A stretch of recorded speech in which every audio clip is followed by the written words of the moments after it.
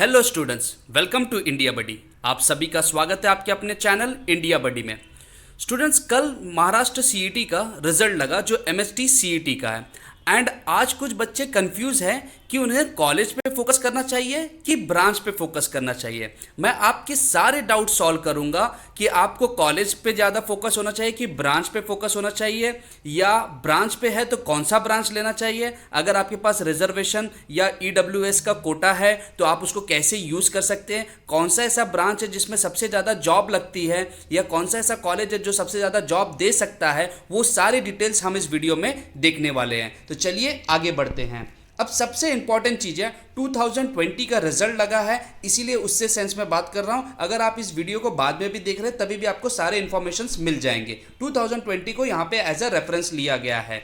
तो इंपॉर्टेंट चीज़ है कि 41 स्टूडेंट्स हैं जिन्होंने 100 परसेंटाइल स्कोर किया है। अब कुछ लोगों को समझ में नहीं आएगा कि परसेंटाइल मतलब मार्क्स के कंपैरिजन में कितना हो रहा है, तो उनको मैं बता दूं कि 99.5 परसेंटाइल जो है वो 160 के ऊपर मार्क्स है। मतलब जिन्होंने 160 के ऊपर लाया आउट ऑफ 200 उनके 99.5 परसेंटाइल है। अब आप अपने मार्क्स के हिसाब से आप कंपेयर कर सकते हैं कि आपको कितने परसेंटाइल और कितने मार्क्स आपको मिले हैं, आप इसके हिसाब से कैलकुलेट कर सकते हैं।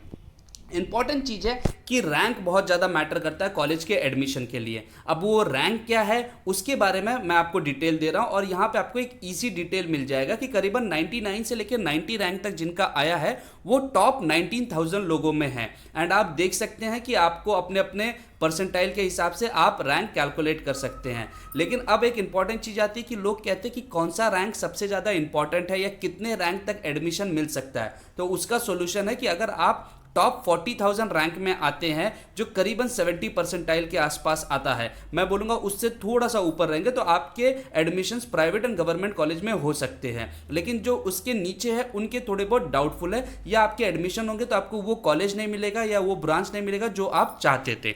तो आगे देखते हैं दोस्तों।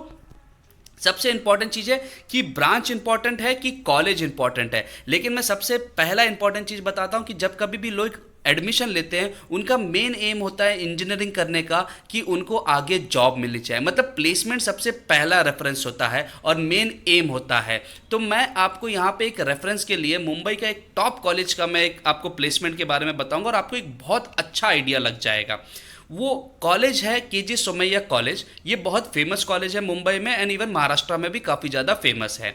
अब इसमें मैं सबसे इंपॉर्टेंट चीज़ क्या बता रहा हूँ, ये एकदम लेटेस्ट डेटा इनका मैं इस्तेमाल कर रहा हूँ उनके साइट्स पे जाके, कि इस साल उनको 84 कंपनीज आई। मैक्सिमम पैकेज उनको 18.75 लाख का पर एनम मिला एंड एवरेज पैकेज 5.5 लाख का पर एनम मिला एंड 600 प्लस हाईएस्ट प्लेसमेंट हुए हैं। अगर आप समझ सकते हैं केजे सोमैया कॉलेज में टोटल सिर्फ 5 ब्रांच है एंड करीबन हर एक ब्रांच में 150 स्टूडेंट्स है। मतलब आउट ऑफ 650 600 प्लस प्लेसमेंट्स मिले हैं। मतलब आप समझ सकते हैं 600 के ऊपर लोगों को प्लेसमेंट मिला है।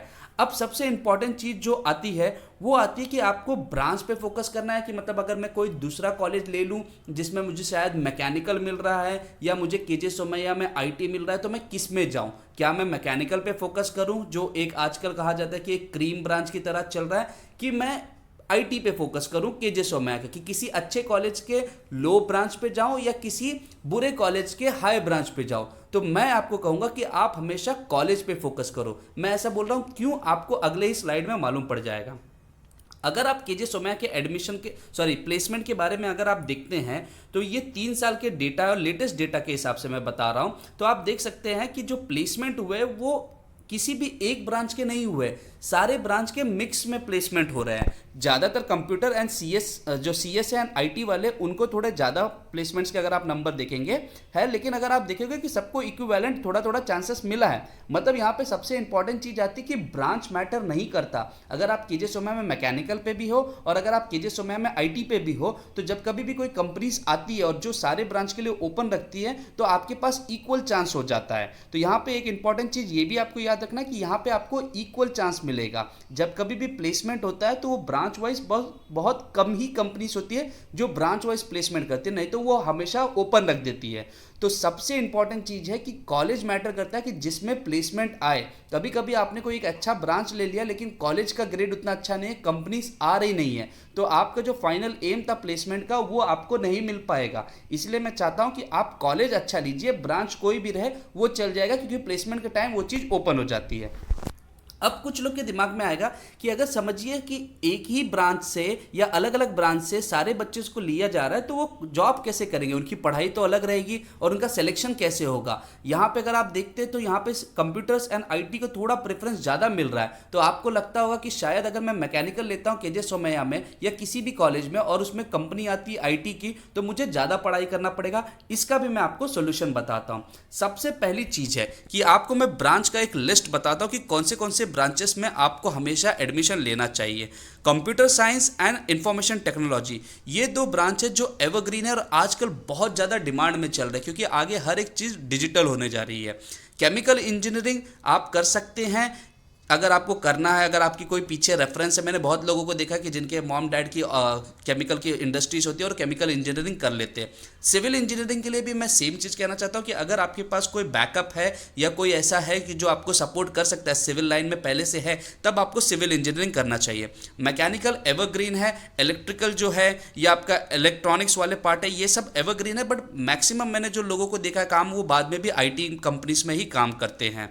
लेकिन आपके पास एक ऑप्शन मिल जाता है कि अगर आप मैकेनिकल इलेक्ट्रिकल है, इन दोनों को खासकर चांसेस मिल जाते हैं गवर्नमेंट जॉब्स में, जैसे रेलवेज के लिए काफ़ी ज़्यादा ओपनिंग आती है। तो ये भी एक चीज़ पे आपको फोकस करना है। मैकेनिकल इंजीनियरिंग में ऑटोमोबाइल्स पे भी बहुत लोग फोकस करते हैं, वो भी एक अच्छी फील्ड है। लेकिन आपको समझना है कि अगर आपके पास बैकअप है या आपको मालूम है कि कुछ ही कंपनीज होती है, कि जैसे एक कंपनी होगी गोदरेज जो मैकेनिकल के लिए आती है, बट अगर आप देखोगे वो हार्डली 20 से 25 लोगों को प्लेसमेंट लेती है, जबकि कोई कंपनी आती है जैसे एक्सेंचर आती है, इन्फोसिस आती है, ये सारी कंपनीज एट अ बल्क में उठाती है, मतलब करीबन 300 लोगों को, 350 लोगों को। तो वहाँ पे प्लेसमेंट के चांसेस बहुत ज़्यादा होते हैं। भले आपके ब्रांच की इन्फॉर्मेशन इस्तेमाल ना हो उस फील्ड में, लेकिन आपको जॉब तो डेफिनेटली मिलता है, धीरे धीरे आप उस चीज़ को सीख जाते हैं। तो इंजीनियरिंग के वो ब्रांच को लीजिए जिसमें जॉब हो, और आजकल जो जॉब दिखता है वो है computer science and information technology. But फिर भी लोग मैकेनिकल इंजीनियरिंग लेते हैं और एक हाई कट ऑफ तक जाते हैं। इसलिए मैं कहता हूं जो स्मार्ट लोग हैं वो आईटी एंड सीएस ले सकते हैं। अब इंपॉर्टेंट चीज़ आता है कि प्लेसमेंट होता कैसे है, कि क्या है कि जिसमें कोई भी ब्रांच वाला बैठ जाता है। तो प्लेसमेंट के जो राउंड्स होते हैं वो इंपॉर्टेंट राउंड्स होते हैं कि सबसे पहला होता है एप्टीट्यूड टेस्ट होता है। एप्टीट्यूड टेस्ट मतलब आपके नॉर्मल रीजनिंग, मैथ्स, इनके ऊपर क्वेश्चन होते हैं, तो जो आपके ब्रांच के ऊपर स्पेसिफिक होते ही नहीं है। हाँ, कोई अगर आईटी कंपनी आ रही है या कोई कोडिंग कंपनी आ रही है जो स्पेसिफिकली कुछ प्रोग्राम चाहती है, तब वो कुछ एक दो प्रोग्राम्स के क्वेश्चन दे सकते हैं, लेकिन वो भी बेसिक्स आपको इंजीनियरिंग में सिखाया गया रहता है, तो आपको मैकेनिकल होने के बावजूद आप उसको सॉल्व कर सकते हैं। दूसरी जो राउंड होती है वो कॉमन ग्रुप डिस्कशंस होते हैं, वो मैंने एस्ट्रिक मारा क्योंकि वो हर कंपनीज में नहीं होते, बट कुछ कंपनीज इनको करवाती है। तो ग्रुप डिस्कशन में आपको ब्रांच नहीं लगता, आपको कोई टॉपिक दिया जाता है और उसके ऊपर आपको डिस्कस करना होता है। फिर टेक्निकल राउंड में अगर आप मैकेनिकल से हैं या अगर आप आईटी से हैं, वो आपके सिलेबस के ऊपर ही क्वेश्चन पूछे जाते हैं, और एक दो अगर उससे रिलेटेड कुछ आईटी रिलेटेड क्वेश्चन है वो पूछे जाएंगे, लेकिन वो भी आपको फर्स्ट ईयर इंजीनियरिंग में पढ़ा दिया जाता है। एचआर राउंड जो होता है वो बेसिकली आपकी पर्सनैलिटी टेस्ट करने के लिए होता है, तो उनमें भी आपको एक आइडिया लग जाता है। तो अब आपको एक चीज़ इंफॉर्मेशन मालूम पड़ रही है कि आपका जो आप पढ़ाई करते हैं वो उतना ज़्यादा आपके प्लेसमेंट में यूज़ नहीं हो पाता। सिर्फ वो आपके बेसिक्स देखना चाहते हैं, आपके नॉलेज कितने, वो ब्रांच पे स्पेसिफिकली फोकस नहीं करते। अब यहाँ पे मैं आपको एक सीधा इसका आंसर देना चाहता हूँ कि कॉलेज यहाँ पे विन होता है एक्सेप्ट फ्यू ब्रांचेस, जैसे मैंने बात किया सिविल के, केमिकल के। अगर आप उस चीज़ पे फोकस करते हैं, आपका कोई बैकग्राउंड है या आपका कोई सपोर्ट है पहले से, कोई फैमिली बिजनेस है, तब आप उस लाइन में जाइए। मैं उसके लिए हमेशा आपको आगे सपोर्ट करूंगा। एंड दूसरी इंपॉर्टेंट चीज़ है कि कुछ लोग सोचते हैं कि मैं आगे एमएस करना चाहता हूं या और भी पढ़ाई करना चाहता हूं, तब वो अपना स्पेसिफिक ब्रांच पे फोकस कर सकते हैं। जिनको प्लेसमेंट पे ज़्यादा टारगेट नहीं करना है, जिनको लगता है कि नहीं मुझे प्लेसमेंट नहीं भी मिला चलेगा, मुझे मेरा ड्रीम अचीव करना है, मुझे मेरा ब्रांच और उसमें और ज़्यादा डिटेल में पढ़ना है, तब आप वो सब ब्रांचेस, बाकी ब्रांचेस ले सकते हैं।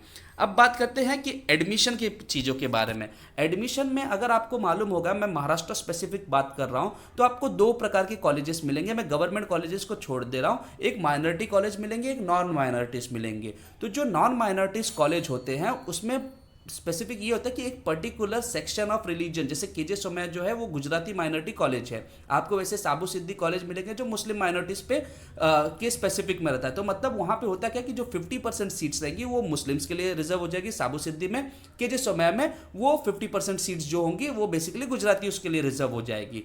तो जब कभी भी आपके पास रिजर्वेशन है या आप ईडब्ल्यूएस मतलब इकोनॉमिकली वीकर सेक्शंस में आते हैं और आपको वो कोटा यूज करना है, आपके पास वो सर्टिफिकेट्स है, तो ये जो सर्टिफिकेट्स होते हैं ये नॉन माइनॉरिटीज में नहीं इस्तेमाल हो पाते हैं।